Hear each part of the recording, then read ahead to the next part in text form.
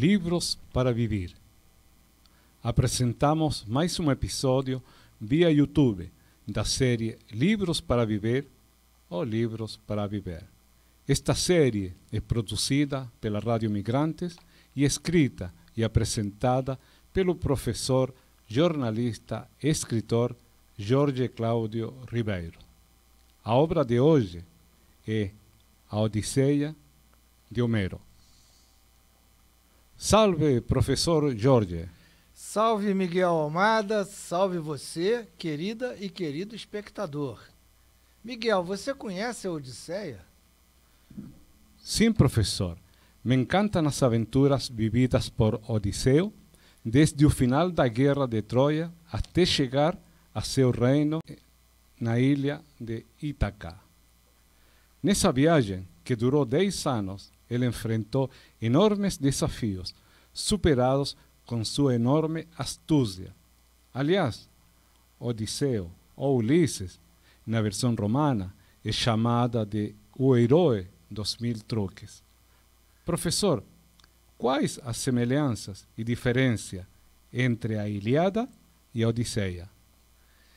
Miguel, primeiro as semelhanças. Ambos são poemas extraordinários, monumentos da literatura ocidental e mundial em todos os tempos. Foram precedidos por 4 séculos de tradição oral, reunindo mitos cantados por aedos ou poetas populares itinerantes. A forma escrita dessas obras é atribuído a Homero, um gênio que as redigiu entre 725 e 675 a.C. Nelas, a linguagem e a métrica dos versos são idênticas. São narrativas mitológicas em que os deuses intervêm continuamente nas ações humanas. As diferenças são: a Ilíada tem 15.700 versos e a Odisseia tem 12.000. A Ilíada é uma guerra, uma tragédia. Seu herói Aquiles é impiedosa máquina de matar. Já a Odisseia atrai o leitor moderno por apresentar amores, aventuras e viagens. Odisseu é um esperto herói romântico que recheia o enredo de surpresa e bom humor. Qual é o enredo da Odisseia? Em linhas gerais, a Odisseia narra 2 diferentes retornos ao lar, vividos por Odisseu e por seu filho Telêmaco. Segundo a história, Odisseu passou 20 anos longe do seu reino, isto é, 10 lutando na guerra de Troia, mais 10 navegando de volta. Quando Odisseu e seus guerreiros foram obrigados a participar dessa guerra, Telêmaco tinha poucos meses de idade. 20 anos depois, Telêmaco está viajando pela Grécia em busca do paradeiro do pai. Se Odisseu estivesse morto, sua esposa, Penélope, deveria casar-se novamente. Havia 108 candidatos à mão da rainha e a seu trono. Esses pretendentes meio que invadiram o palácio e faziam banquetes que dissipavam o tesouro real. Fiel ao marido, Penélope se esquivava do intenso assédio dos candidatos. Comandando 12 barcos, Odisseu deixou o litoral de Troia na expectativa de recuperar a harmonia do seu reino, no seu lar e sua família. Já Telêmaco afastou-se de um palácio mergulhado em completa desordem e ansiava reconstruir o equilíbrio original. Professor, como está dividida a Odisseia? A Odisseia apresenta 3 partes. A primeira, denominada Telemaquia, descreve o caos no palácio de Penélope e a viagem de Telêmaco. A segunda parte relata a chegada de Odisseu ao país dos Feácios, onde ele narra suas peripécias anteriores.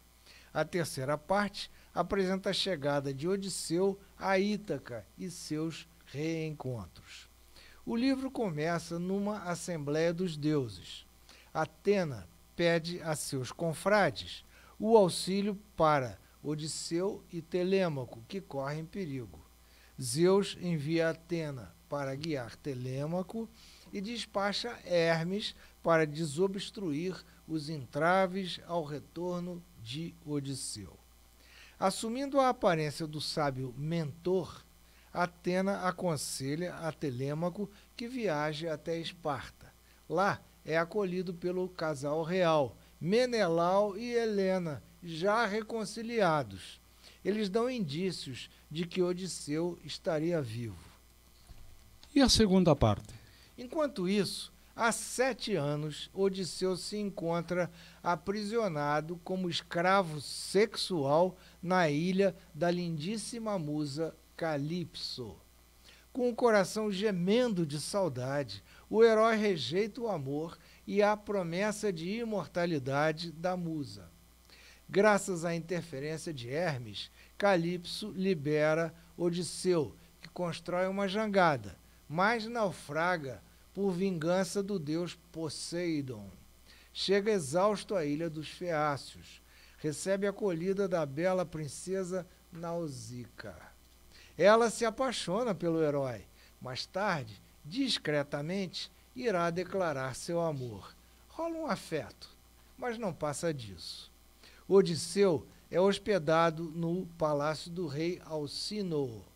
Durante um banquete, um aedo cego canta episódios da Guerra de Troia, inclusive o do cavalo de pau. Emocionadíssimo, Odisseu revela sua identidade, sua participação naqueles episódios e suas aventuras. Em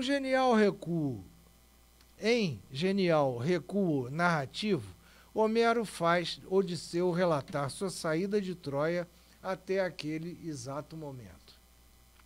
O itinerário do herói inclui pilhagens e lutas com os comedores de lótus, droga entorpecedora, e lutas com o ciclope Polifemo, de um olho só e comedor de homens.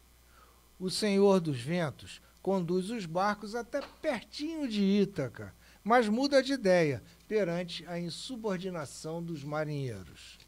Segue-se a derrota ante os gigantes Lestrigões. A linda feiticeira Circe mantém os tripulantes como servos sexuais e sua libertação, por pressão de Hermes, acontece. Então os barcos navegam até o Hades, habitação dos mortos. Lá, Odisseu dialoga com o profeta Tiresias. Dialoga também com Aquiles, Agamenon e com sua mãe, que lhe dá notícias da família. Odisseu e seus marinheiros encontram as sereias devoradoras de homens, mas seu canto sedutor não os afeta, pois o herói se fizera amarrar ao mastro do barco e tapara com cera os ouvidos dos marinheiros. Passam pelo monstro Sila e pelo redemoinho Caríbide. Muitos sucumbem. Famintos, os sobreviventes abatem cabeças do gado do deus Sol, que os naufraga. Apenas Odisseu escapa, chegando até a ilha de Calipso. Graças à nova intervenção de Hermes, após 7 anos, como vimos, Odisseu retoma viagem, mas Poseidon o afunda. Chega nadando à ilha dos Feácios, que, depois de muita coisa, o conduzem a Ítaca. Chegamos à terceira parte. Exatamente, Miguel. Em Ítaca, Odisseu se disfarça de mendigo, mas é imediatamente reconhecido pelo alquebrado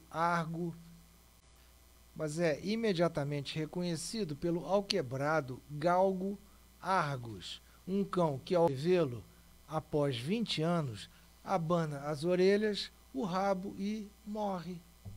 É também identificado pela governanta Euricleia, que, ao lavar os pés de Odisseu, reconhece uma antiga cicatriz adquirida numa caçada a javalis. O astuto herói se revela a Telêmaco, seu filho, recém-chegado de sua viagem, e ao antigo cuidador de seus porcos. Insinua-se junto a Penélope, que demora a perceber que aquele forasteiro é seu marido que retornou.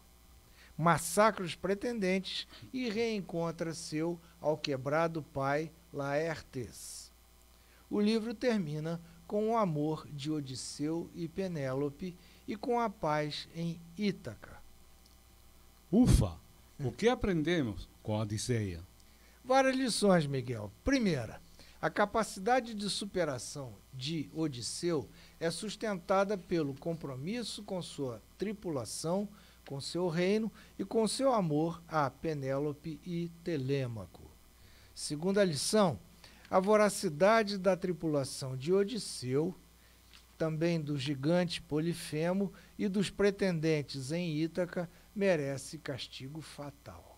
Terceira, a dominação sexual de Circe e de Calipso é punida com a solidão. Em contraste, vemos a tímida e encantadora declaração de amor de Nausicaa por Odisseu. Segundo uma outra história, a princesa viria a casar-se com Telêmaco, o filho de Odisseu.